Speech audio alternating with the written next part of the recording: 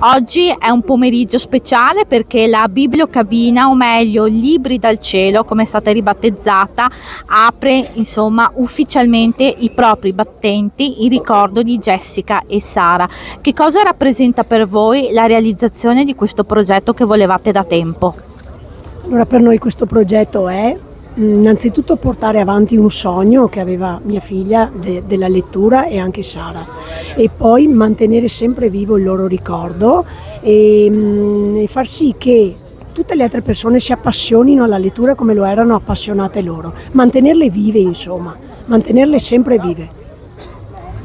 Sì, come ha detto mia moglie, è la continuazione di mia figlia e di mia nipote, che gli piaceva leggere, e anche sinceramente vedere sorridere i bambini è una cosa meravigliosa.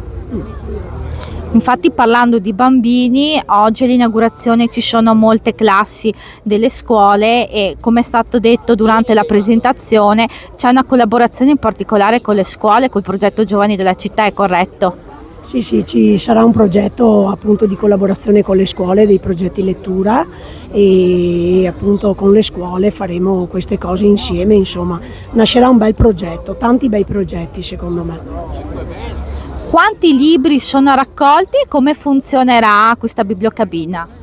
Allora, innanzitutto dobbiamo ringraziare tutte le persone che ci hanno regalato i libri, ci sono stati donati in beneficenza, e quindi noi dobbiamo ringraziarli tutti. È difficile uno per uno perché erano tantissime persone e continuano ancora a scriverci, e niente, una persona, un adulto, un ragazzo, un bambino prende un libro, lo porta a casa, lo legge, se vuole riportarlo lo può riportare, se no nessun problema, ne porta un altro e via così.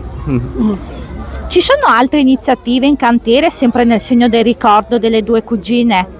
Allora, in questo momento abbiamo la prossima settimana il pranzo che facciamo ogni anno in memoria sua di loro, che in genere lo facciamo a settembre, però è stato rimandato perché pensavo di avere l'apertura di questa struttura, e invece lo faremo domenica 14, ci sarà il solito pranzo che facciamo, questo è il terzo anno, per ricordarle tutti insieme in un momento sereno, tutti quanti assieme.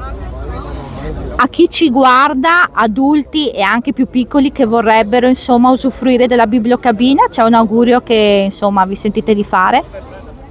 Speriamo che siano contenti, che quando vengono qua si abbiano un attimo di serenità e leggere e basta, e guardare il cielo. Guardare su al cielo, in alto al cielo ogni tanto, per ricordare per chi è stato fatto tutto questo, insomma. Ecco.